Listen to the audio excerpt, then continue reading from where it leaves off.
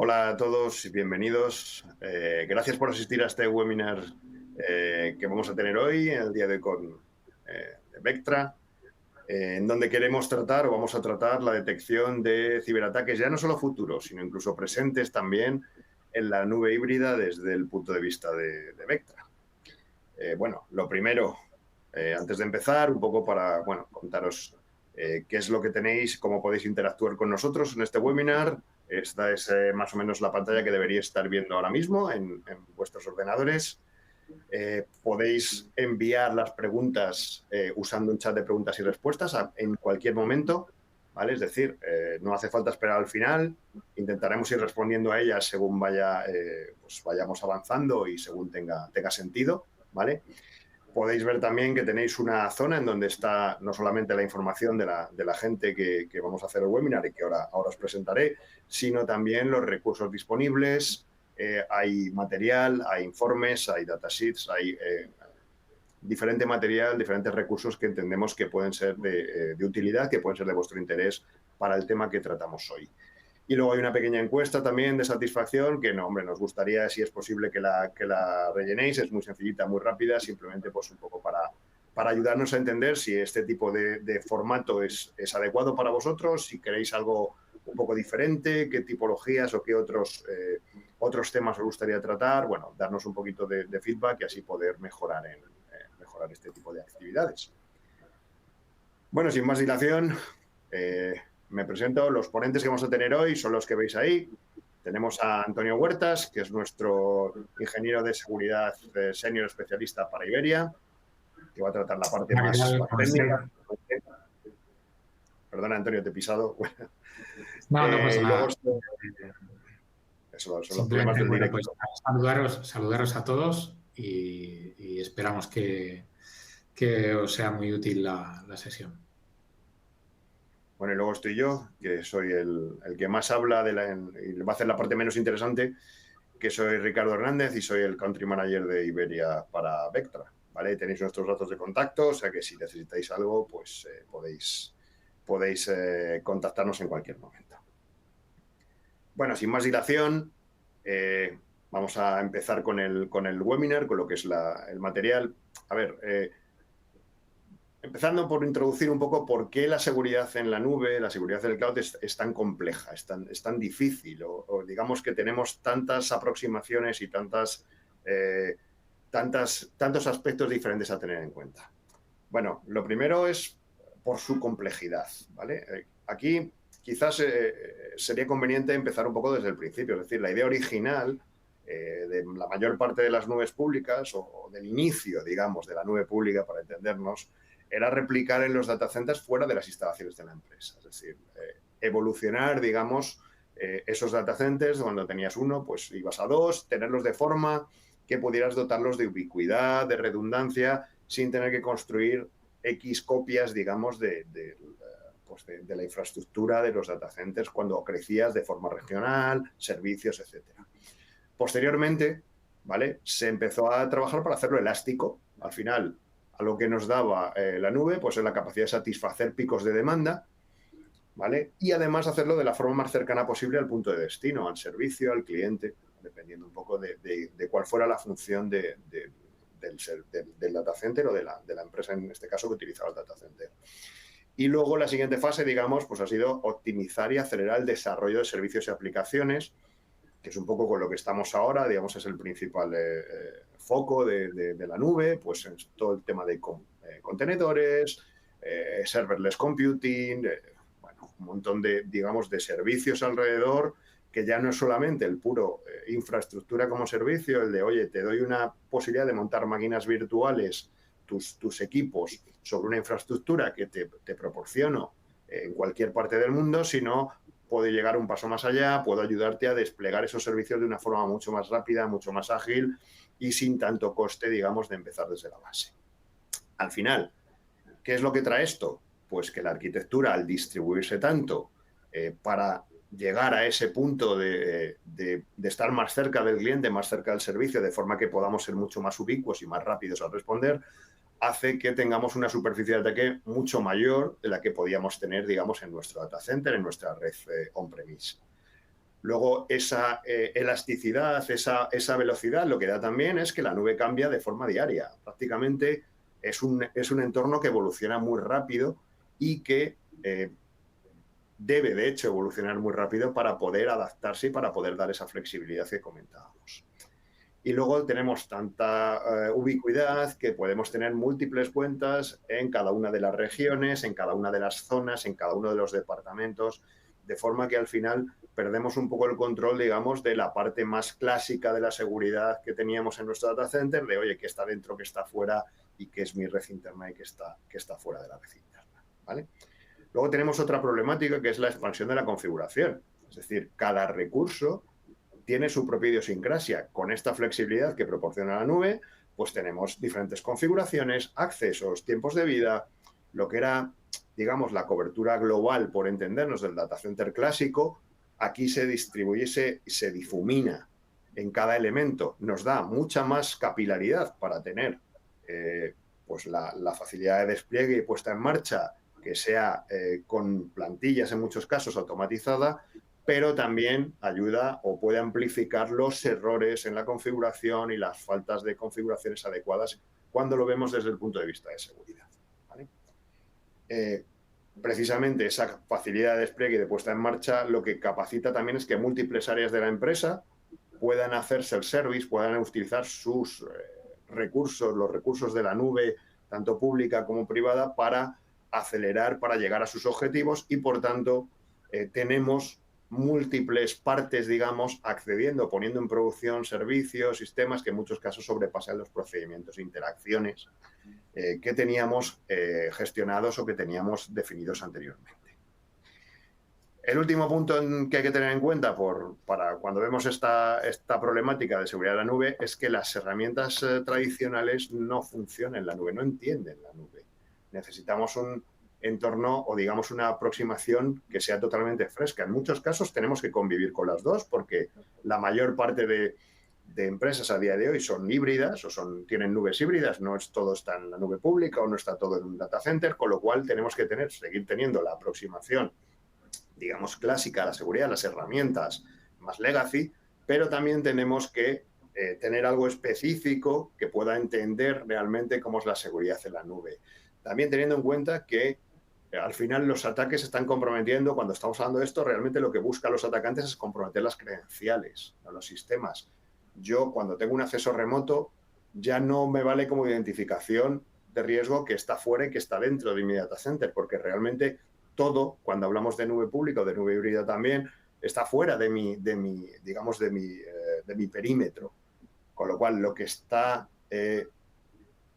se ve o lo que está realizándose en los ataques actuales, y vamos a ver muchos más en el futuro, es el robo de credenciales válidas. Y el robo de credenciales válidas, al final lo que hace es que su uso hace indistinguible quién es un usuario legítimo de quién es un atacante con medios clásicos. Necesitamos la capacidad de entender el comportamiento de esos usuarios, de qué tipos de acceso hace, qué movimientos laterales, etcétera, para poder realmente distinguir quién es un usuario legítimo, quién está haciendo un uso legítimo de los equipos, de los recursos de la nube, de quién es un atacante. Y por último, y luego lo veremos un poco más en detalle, tenemos la problemática de la responsabilidad compartida, ¿vale? No hay un único propietario. Ya no solamente dentro de la empresa, como comentábamos antes, hay muchos grupos, muchos diferentes departamentos que pueden acceder a este nuevo paradigma para acelerar sus servicios, acelerar sus procedimientos, sino que también tenemos una responsabilidad compartida con el proveedor, en este caso de servicios en la nube, o esa compartición entre nube pública, nube privada, al final nube híbrida. Bueno, y para reforzar los conceptos, lo que ha estado comentando Ricardo, pues nada mejor que un ejemplo, ¿no? Aquí tenéis parte del despliegue de un cliente real de AWS. En este caso se trata de una compañía que ofrece servicios al sector bancario, ¿de acuerdo? A diferentes bancos. y que consideramos que puede ser un buen ejemplo para mostrar estos problemas de los cuales estamos hablando.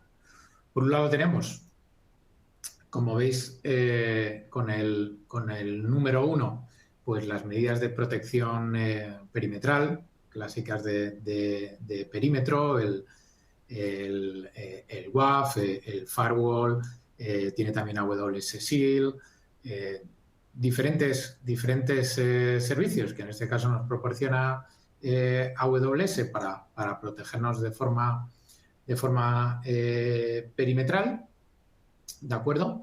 Veis también que en este caso el cliente tiene miles de contenedores, de máquinas virtuales o serverless que pueden utilizar sus clientes conectados mediante endpoints a diferentes servicios de AWS, como puede ser CloudWatch, como puede ser Secret Manager, etcétera. En la región que más cercana tenemos de AWS, pues estamos en torno a 130, 140 servicios disponibles que podemos contratar dentro de AWS, para que nos hagamos un poco una idea de todo lo que tenemos disponible para elegir, ¿de acuerdo? Y qué nos ofrece cada uno de ellos, y también como lo que puede ser una ayuda puede ser también un problema para la seguridad.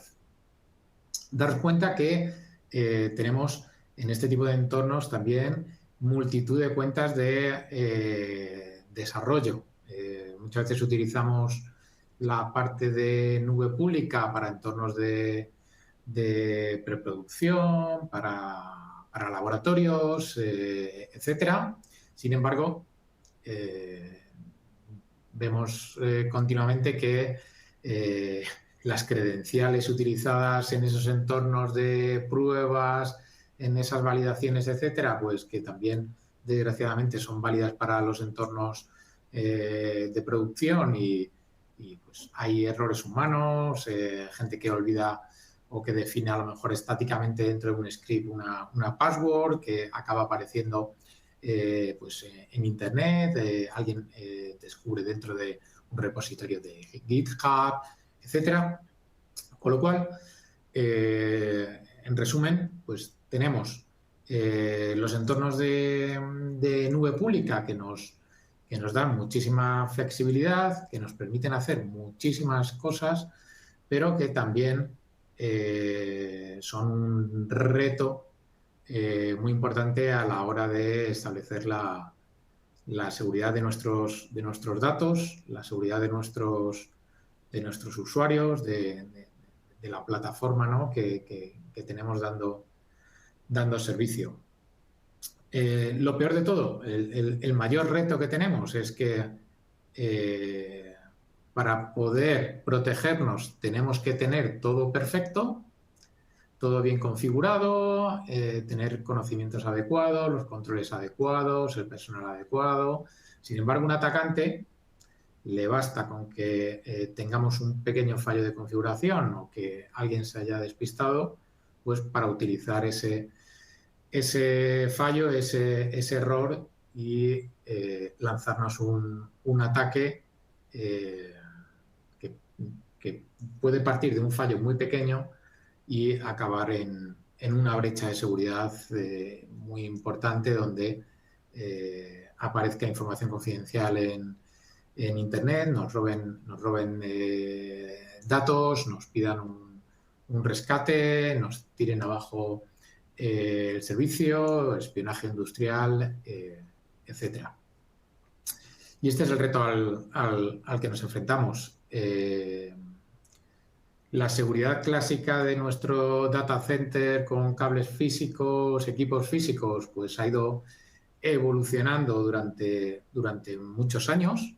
Al principio, bueno, parecía que con un proxy bastaba, después parecía que, bueno, que con un firewall ya era suficiente. Entonces ha ido evolucionando y en la nube, pues tenemos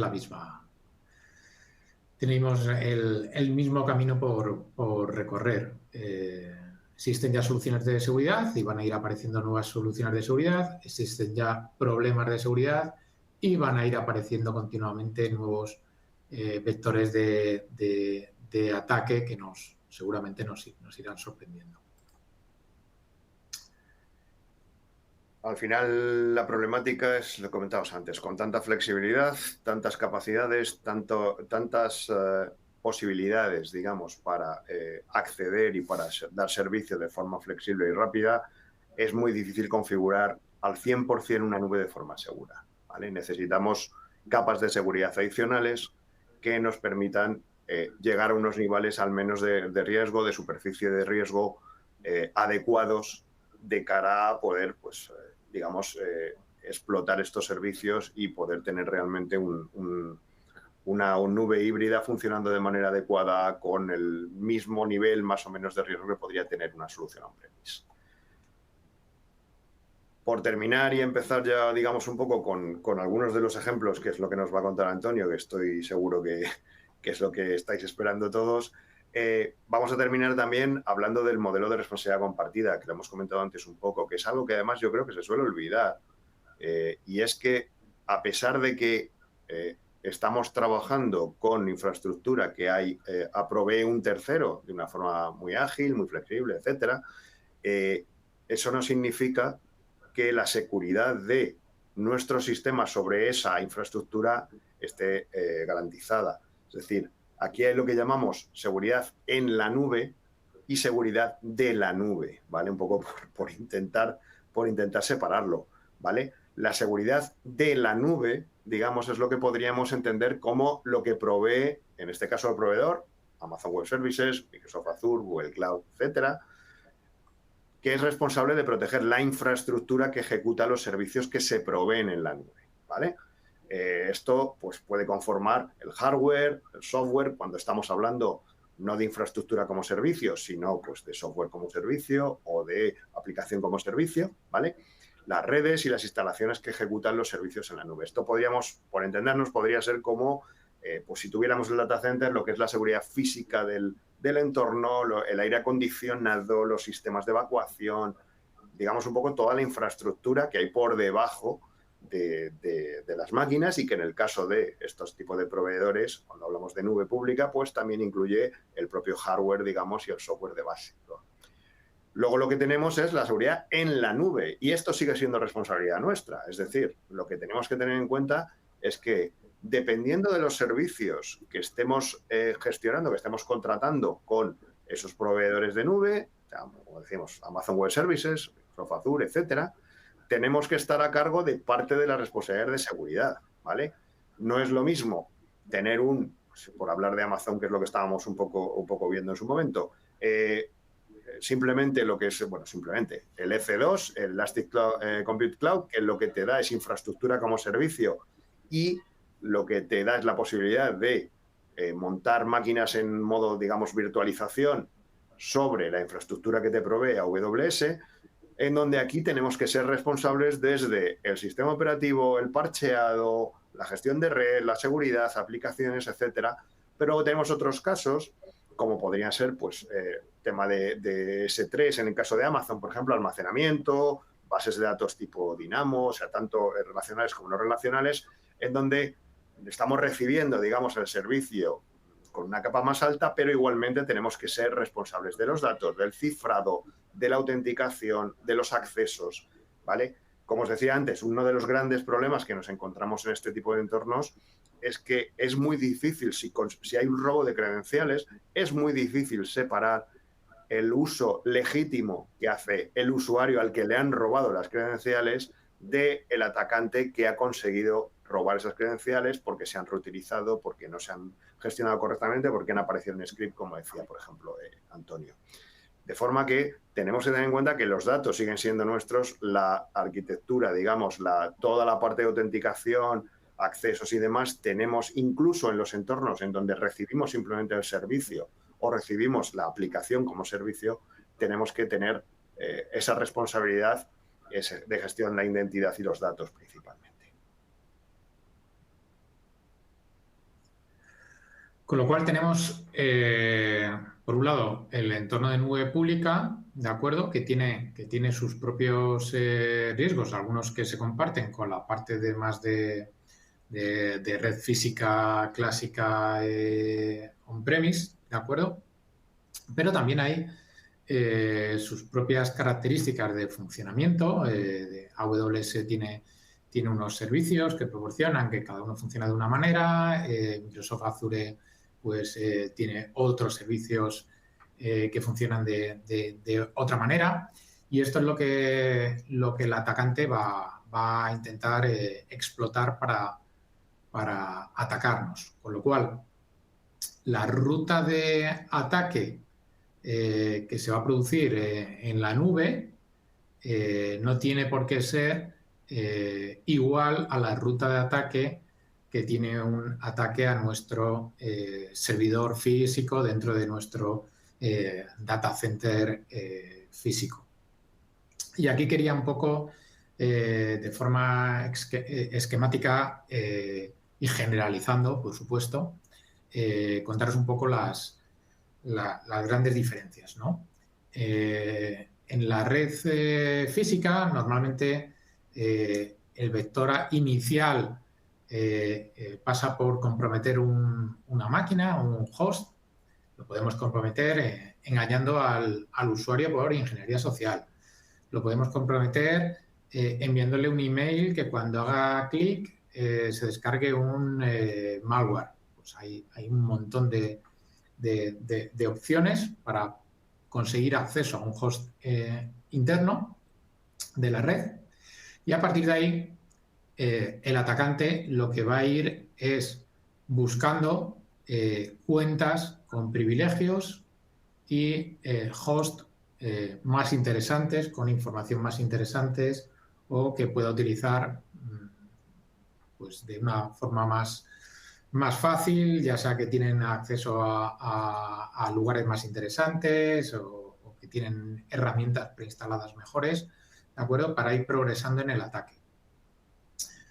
Cuando ya tiene acceso a esos lugares, pues empieza a descubrir nuestra red, lo cual suele pasar durante horas o días, depende un poco el nivel de sofisticación que tenga el atacante y el entorno donde esté y bueno, pues el conocimiento que tenga de nuestra red. Si el atacante sabe que es un entorno con muchas medidas de seguridad, pues va a tener mucho más cuidado y se va a intentar mover de una forma más sigilosa.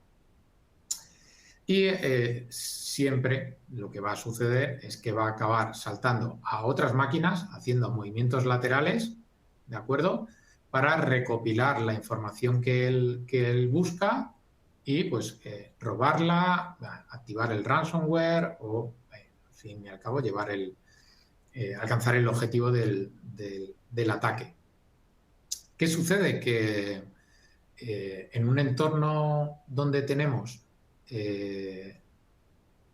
por un lado nube pública y por otro lado nuestra red física clásica, esos movimientos laterales, pues además de suceder dentro de la red física, dentro del data center, entre nuestras redes clásicas, pues también suceden entre la nube pública y la red física y viceversa. A veces ese vector inicial puede empezar por la nube pública, alguien es capaz de entrar dentro de nuestro entorno de AWS o de Azure y acaba saltando a un servidor que tenemos dentro de nuestro data center físico. Con lo cual, en estos casos, las medidas de seguridad clásicas que se enfocan en vigilar nuestra red clásica física o otras medidas de seguridad que podamos tener en nube pública, pues van a tener una vista parcial. Van a ver solo parte de la progresión del atacante. Entonces, tiene mucho sentido, cobra mucha importancia el poder tener una visión global, el poder tener una solución de seguridad que sea capaz de seguir al atacante, de ver la progresión del ataque, aunque me vaya saltando entre nube pública, mi red interna, o ya incluso si tengo, por ejemplo, AWS y Azure, pues si me salta de AWS al data center y del data center a Azure, pues también es vital poder tener esa visión unificada y ese alcance global. En la nube, normalmente los vectores de entrada pueden ser esos clásicos, pero suelen ser menos habituales porque existen más servidores que máquinas de usuario, entonces es más difícil que haya un usuario que haga un clic o que descargue un malware en una máquina en nube pública. Y lo que se suele buscar es fallos, ya sea en esa aplicación que tenemos accesible desde Internet, ¿de acuerdo? Fallos de código, vulnerabilidades que quizás sean desconocidas o fallos en la infraestructura, es decir, fallos del propio AWS o del propio Azure que nos permitan acceder a esa instancia, ¿no?, de ese cliente que queremos atacar. ¿Cómo nos protegemos de los fallos que pueda haber en Azure o en AWS? Pues nosotros no vamos a poder cambiar los comportamientos, ¿no?, de qué es lo que nos ofrece AWS, qué es lo que nos ofrece Azure, pero sí que lo que vamos a poder es monitorizar todo lo que está sucediendo en este entorno y monitorizar todas las acciones que se están llevando a cabo sobre los diferentes servicios que nos proporciona la nube pública, que nos proporciona ese Amazon Web Service, ese Microsoft Azure, ese Google Cloud, ¿no?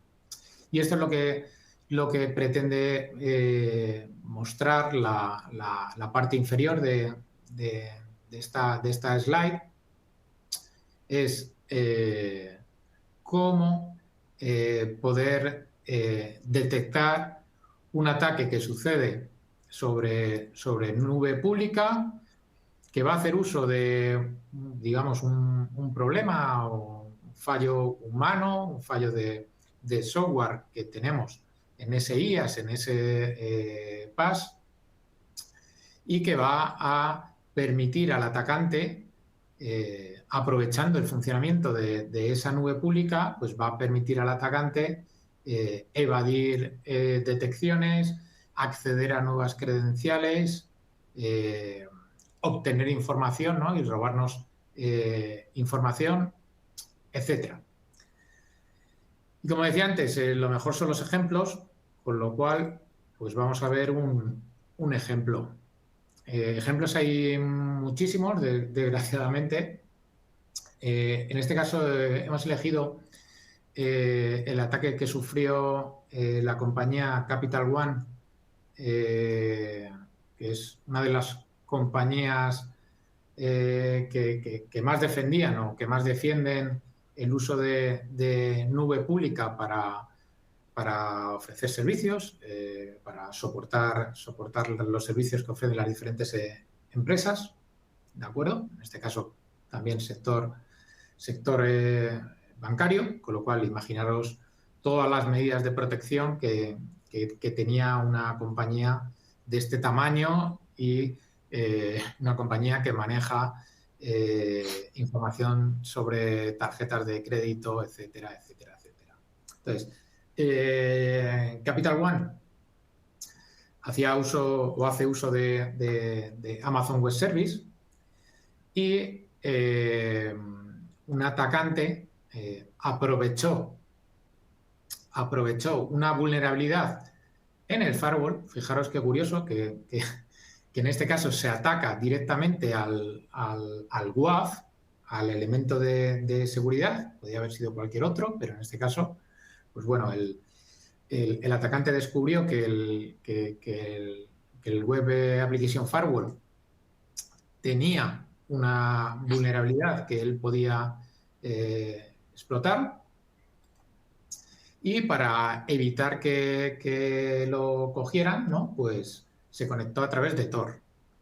Entonces, aquí Vectra, que es una solución que va siguiendo el progreso del ataque y del atacante en base a cómo se comporta. Nosotros no utilizamos firmas, no tenemos políticas establecidas, preestablecidas, estáticas, sino que detectamos ataques en base a cómo se va comportando, qué es lo que va haciendo el atacante, y nos da igual si es una vulnerabilidad desconocida, si es un malware nuevo que nadie conoce, porque al final va a tener un comportamiento, ¿no? Ese atacante cuando entre, cuando consiga acceso, va a tener un comportamiento. Fijaros en este caso que de momento lo que vamos avisando es que hemos detectado actividad desde un nodo de Tor conectándose a nuestro AWS.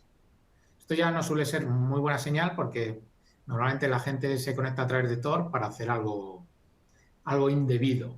No suele ser un uso habitual, ¿no? ¿Qué sucede? Que después de eso, el atacante se conectó desde la red Tor y aprovechó que el WAF tenía una vulnerabilidad abreviada, se denomina SSRF, traducida al castellano sería algo así como falsificación de solicitudes del lado del servidor, que traducido, para los que no lo conozcáis, es la posibilidad de decirle a un servidor: oye, lánzame esta petición web, este URL GET, ¿vale?, hacia otra máquina. Y esa petición la vas a lanzar tú y no la voy a lanzar yo. ¿Con esto qué consiguieron? Que ese WAF lanzara una petición a AWS, ¿de acuerdo?, para conseguir metadatos basándonos en cómo funciona AWS. AWS pues tiene una dirección digamos, de loopback que utilizan todos los clientes, que cada uno tiene asignada una dirección local y que te permite acceder a metadatos, ¿no? Porque es así como funciona. Entonces, desde fuera, por supuesto, que no se puede consultar, pero desde dentro y con una máquina que está ya dentro del entorno, pues sí se puede. Entonces, el atacante se dio cuenta que podía acceder al WAF y decirle al WAF: oye, lánzame esta petición a AWS como si fueras tú, y con eso consigue acceder a las claves de acceso y a las claves secretas de AWS. Con lo cual, estas claves de acceso, estas claves secretas, una vez que tú las obtienes, tienes acceso de administrador a todo ese AWS, a toda esa instancia de AWS, toda esa suscripción de AWS a través del API de AWS. Tú te puedes, a partir de ese momento, preguntar al API de AWS lo que quieras y puedes hacer lo que quieras. Tienes permiso de administrador porque tienes esas claves y esa clave secreta, ¿de acuerdo?, que son, digamos, las llaves mágicas para el atacante. Entonces, una vez que obtiene esas claves y empieza a hacer uso de esas claves, Vectra es capaz de detectar el uso sospechoso de esas credenciales que han sido robadas y también de asociarlo con el evento anterior. Entonces ya tenemos un posible atacante que desde Tor pues parece que está utilizando unas credenciales que son válidas, pero que se están utilizando de un modo sospechoso. ¿Qué sucede después? El atacante empieza a enumerar los S3, empieza a buscar dónde están todas las bases de datos de tarjetas de crédito, las listas de de usuarios de la plataforma, etcétera, etcétera. Entonces empieza a enumerar con comandos de AWS, no son comandos de hacking ni herramientas extrañas, son comandos de AWS que están ahí. Empieza a enumerar qué es lo que existe ahí dentro, y también aparece otra nueva detección. En Vectra podemos ver ya las 3 detecciones, con lo cual esas detecciones o esos logs por sí solos, pues alguien de forma muy inteligente y con mucha paciencia, porque esto puede ser a lo largo de semanas, podría relacionar, cosa que en la realidad no sucede, porque no hay gente mirando logs intentando relacionarlos con otros eventos que han sucedido semanas anteriores, sino son cosas pues muy graves y muy claras. Sin embargo, como la solución de Vectra se basa en inteligencia artificial, pues esto se hace de forma automática. Se hace a través de Machine Learning, ¿de acuerdo? A través de unos modelos de aprendizaje, y estos modelos lo que van buscando son estos comportamientos, y da exactamente igual si son en 1 hora o a lo largo de un mes. Entonces, fijaros aquí ya cómo tenemos en nuestro cuadrante crítico al atacante, y aquí, pues, si Capital One hubiera sido, pues, en este momento cliente de Vectra, pues podría haber visto en su consola dónde estaba el atacante, qué era lo que estaba haciendo, y podría haber emitido una respuesta rápida, ¿de acuerdo? Con lo cual, el impacto de la intrusión, pues, se hubiera quedado limitado a tener que cambiar las credenciales, mejorar, pues, las medidas de seguridad, pues, para evitar, por ejemplo, el acceso desde Nodo Store, etcétera, pero no nos han robado información. No hay una brecha de seguridad grave que impacte de forma grave en nuestra imagen de marca, en el funcionamiento habitual, etcétera. ¿Qué sucede? Que si esto no se ve, pues al final el atacante lo que hizo fue recoger, copiar toda la información de todos los buckets, de todos los almacenes de información que tenía Capital One, y se los envió, pues, a través de un Dropbox, da igual, realmente, a un almacenamiento en Internet, para después, pues, acabar publicándolo. Como veis, Vectra es capaz de trazar todo el comportamiento del atacante, toda la evolución del ataque, ¿de acuerdo? De forma muy sencilla y muy clara, sin necesidad de intervención humana, con la idea de detectar a los atacantes cuando ya tienen en marcha el ataque. Esto no es una medida de prevención. Para evitarlo, por ejemplo, en este caso, este problema, pues para evitarlo, pues habría que tener parchado el WAF, habría que haber, pues no lo sé, mejorado la implementación del código de la página web, etcétera, etcétera, etcétera. Pero, tristemente, las medidas de prevención que son necesarias, pues no funcionan el 100% de las veces, y siempre, pues, hay atacantes que, si realmente están empeñados en atacarnos, van a ir buscando un fallo, y con un único fallo van a conseguir entrar dentro de nuestra red. Con lo cual, las medidas de prevención, más que necesarias, por supuesto, pero también necesitamos una solución de seguridad que sea capaz de detectarnos cuando alguien está utilizando unas credenciales robadas, cuando alguien está dentro de nuestra red, está haciendo un uso, digamos, no adecuado de sus roles, de sus permisos, o cuando alguien, pues, está empezando a robarnos información o a atacarnos desde dentro. El ataque puede ser un adversario externo, o también puede ser interno. Y para eso Vectra clásicamente ha estado ofreciendo una solución de detección y respuesta en red basada en sensores de tráfico para la red física, para nuestro data center. Monitorizamos todo el tráfico entre las máquinas y llevamos a cabo estas detecciones, ¿de acuerdo? Pero, ¿qué sucede? Que en los entornos de nube pública, los ataques pueden ser entre máquinas, como hemos visto, pero también los ataques pueden ser a través del plano de control de los servicios que nos da AWS, Azure. Con lo cual, necesitamos tener una solución que nos monitorice cómo se están comportando esos servicios que yo estoy utilizando para detectar si alguien está cambiándome unos privilegios, si alguien está modificándome, desactivándome una auditoría para intentar pasar desapercibido, etcétera, etcétera. Y eso es lo que Vectra también aporta.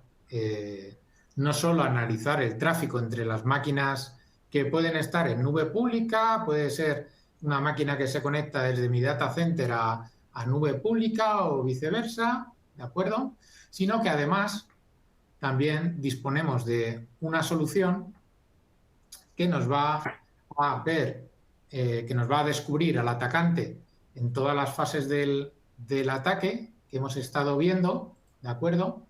Trabajando sobre el plano de control, en este caso de AWS, que es un poco lo que estamos presentando hoy, ¿de acuerdo? Vectra Detect for Amazon Web Services es una solución para detección y respuesta de amenazas sin necesidad de instalar agentes. Esto es muy importante. No necesitamos instalar agentes. La instalación es muy sencilla. Simplemente conectarnos, entre comillas, a la suscripción de AWS por el API, pero no hay que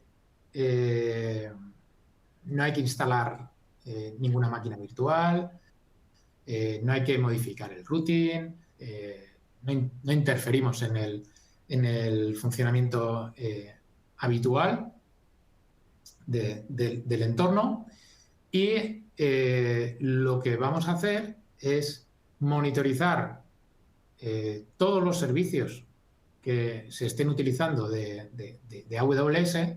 Vamos a monitorizar el comportamiento de los usuarios y el uso que hacen de los diferentes roles, permisos que tengan, ¿de acuerdo? Cómo se comportan las diferentes aplicaciones, etcétera, para detectar ataques que vayan sobre el plano de control de AWS. No solamente ataques que vayan entre las máquinas de AWS, que también lo tenemos, sino que también vamos a ser capaces de detectar si alguien está haciendo un uso de credenciales sospechoso, etcétera, etcétera, cosa que no implica, pues, para nada tráfico entre máquinas que tengamos, ¿de acuerdo?, dentro de nuestro entorno de AWS. Simplemente para recalcarlo, para aquellos de vosotros que no conozcáis en profundidad nuestro portfolio de soluciones, para entornos de Amazon Web Services tenemos Detect for Network para inspeccionar tráfico entre máquinas que están en AWS, y este Detect for Network también es válido para entornos físicos, de data center físicos, de campus, etcétera, ¿de acuerdo? Monitorización de tráfico mediante sensores en entornos híbridos, cubriendo cloud y cubriendo redes físicas para detectar amenazas, basándonos siempre en inteligencia artificial, sin firmas. Y como un complemento que vemos más que necesario, Detect for AWS para cubrir el plano de control, ¿de acuerdo?, y las problemáticas, los ataques que suceden abusando de los servicios de AWS. ¿de acuerdo? Son cosas complementarias. De hecho, lo óptimo sería tener Detect for AWS y luego tener sensores monitorizando el tráfico entre servidores que tengan pues, información muy, muy crítica para el cliente. Un poco un vistazo un poquito más general sería el que veis, ¿no? Entornos físicos monitorizando el tráfico mediante sensores, entorno de nube pública mediante sensores y también, aunque ahí no aparezca del todo muy claro, y también el plano de control mediante el API del proveedor de nube pública. Y bueno, hay un tercer componente que no hemos entrado demasiado hoy, pero simplemente también recalcar que es las protecciones para Office 365, ¿de acuerdo? Que también tenemos dentro de la solución, todo ello integrado, para detectar posibles vectores de entrada, movimientos laterales desde Office 365 a nuestra red interna, ya sea física o en nube pública. Todo ello lo centralizamos dentro del componente Brain que denominamos, que también permite integrarnos con soluciones de terceros. Permite integrarnos, pues, por ejemplo, con AWS, integrarnos con el Security Hub, permite integrarnos pues con un EDR que pueda tener el cliente para aislar un host, permite integrarnos, por ejemplo, con un firewall para bloquear una conexión de un command and control, o podemos integrarnos pues con soluciones de ticketing, etcétera. No sé, Ricardo, si quieres tú cerrar un poco con el resumen que tenemos aquí. Sí, vamos a ver, al final, bueno, hoy hemos hablado básicamente de una parte que es la parte de nube pública o nube híbrida, si queréis. Al final, la diferencia de Vectra es la capacidad de tener una vista de amenazas unificadas, un poco lo último que comentaba Antonio. Podemos cubrir tanto los entornos on-premise como los entornos de nube pública y además pues entornos incluso software as a service como Office 365 y demás, de forma que podemos tener una visibilidad completa de la red independientemente de qué tipología de red sea, ya sea, como decimos, red on-premise, data center, campus, red pública, Amazon Web Services, Azure, etcétera, software as a service e incluso entornos más específicos como en redes de producción OT o IoT, ¿vale? Luego, no solamente identificamos las amenazas dirigidas a hosts, sino que es clave en este caso, cuando hablamos de nube pública, dirigidas a usuarios también, ¿vale?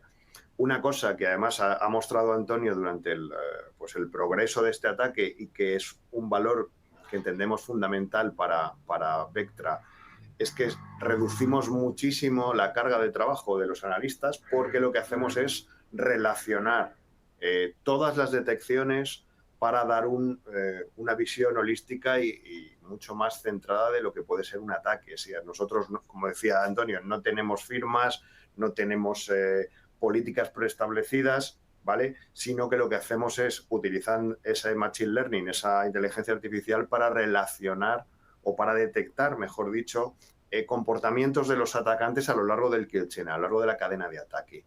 Y los relacionamos de forma que en lugar de daros 300.000 alertas, como puede ser, pues, si estáis trabajando con un SIEM, con una herramienta de anomalías o algo por el estilo, lo que hacemos es, vemos todas esas anomalías, pero solamente,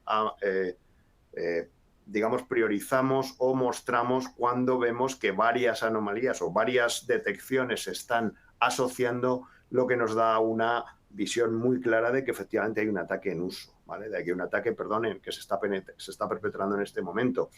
Por eso damos una relación ataque-ruido muy alta, es decir, no tenemos falsos positivos, no damos 100.000 millones de alertas para que el analista tenga que ir a investigar, sino solamente unas pocas las que realmente importan cuando vemos efectivamente que ese ataque está progresando, como ha dicho Antonio, como ha puesto en el ejemplo de Capital One, perfectamente, para poder focalizar los esfuerzos de los analistas, del SOC, del equipo de respuesta que tenéis cada uno de vosotros en vuestro negocio, en vuestros clientes, para que realmente podamos atender antes de que el atacante obtenga su objetivo y detone pues ese ransomware o esa filtración de información o ese impacto en la infraestructura, de forma que podamos responder, ahí la R del Network Detection and Response, ¿vale? Y podamos sacarlo completamente de la infraestructura sabiendo pues, cuáles son los pasos, cuáles son las cuentas que ha comprometido, los hosts, las problemáticas que podamos tener, ¿vale? La idea es que podamos reaccionar antes de que tengamos un impacto en nuestra red. Bueno, hemos llegado hasta aquí. El momento de las preguntas y respuestas. Así que todas las preguntas que se os ocurra lanzarnos, dudas y demás, es el momento. Tenemos un par por ahí, si queréis, mientras tanto, si elaboráis alguna más, vamos respondiendo. Nos pregunta si Vectra es capaz de prevenir ataques en infraestructura de nube privada. A ver, yo creo que lo hemos comentado, pero por dejarlo muy claro, Vectra no es una herramienta de prevención, es una herramienta de detección y respuesta. Es decir, vamos a detectar ataques que ya están en uso, que ya están dentro de nuestra infraestructura, sea nube pública, sea nube privada, sea lo que sea, ¿vale? Podemos unirlas todas, de hecho, yo creo que se ha visto, me parece que está por aquí, de hecho. Pero es una herramienta de detección y respuesta, es decir, no vamos a prevenir, no somos un firewall o un IDS que va a intentar detectar algo antes y cortarlo antes de que entre en la red. Nosotros vamos a detectar esos comportamientos una vez que ya están produciéndose, una vez que el ataque ya está dentro, ¿vale? Para poder responder. En cuanto a la cobertura, pues lo ha comentado al final Antonio, al final lo idóneo sería tener cobertura sobre todas las partes de la red, sea nube pública, sea nube privada, sea software as a service, sea lo que sea, de forma que nuestro brain, nuestro cerebro, el que tiene la inteligencia artificial, el machine learning, recopile cuanta más información, va a poder ver esos saltos que comentaba Antonio al principio entre nube pública, nube privada, vuelta, pues a lo mejor incluso de Amazon Web Services a mi data center, de data center a Azure, del Azure Office 365, de forma que vamos a poder reaccionar antes, vamos a tener más indicios, más detecciones, que vamos a poder estar muy, muy seguros de que hay un ataque antes de que haya, digamos, una problemática y que el atacante llegue a su nivel. Entonces, por supuesto, podemos detectar, no prevenir, ¿vale? Detectar y responder a ataques tanto en infraestructura nube privada como de nube pública, como dispositivos, soluciones software as a service, como por ejemplo Office 365. ¿Vale? Creo que teníamos otra por aquí. También están preguntando cuáles son las diferencias entre AWS WarDuty y Detect for AWS. Quizás algunos de vosotros seáis ya clientes de AWS WarDuty, otros no. Entonces, de forma muy resumida, para no extenderme demasiado en la respuesta, Vectra se enfoca a detectar comportamientos de atacantes, ¿de acuerdo? Y WarDuty lo que nos ofrece es detección de anomalías simples. ¿Qué significa esto? En WarDuty vamos a ver una alerta diciéndonos que alguien, una identidad, ha hecho un listado de los roles, ha provocado una llamada, ¿vale? Para listar diferentes roles y vamos a tener ese log, ¿de acuerdo? Va a tener que ser el ingeniero del SOC, el administrador de seguridad, la persona que tenga que supervisar todos esos logs, la que tenga que investigar qué es lo que está haciendo, si eso está relacionado o no está relacionado con un ataque, si es simplemente una persona pues, que lo ha hecho por probar o es un uso legítimo que está haciendo algún script, etcétera, con lo cual esto va a conllevar un montón de trabajo y pues va a recaer el detectar un falso positivo de un ataque real, va a recaer mucho en lo bueno que sea esa persona y en el tiempo que pueda dedicarla a esa investigación.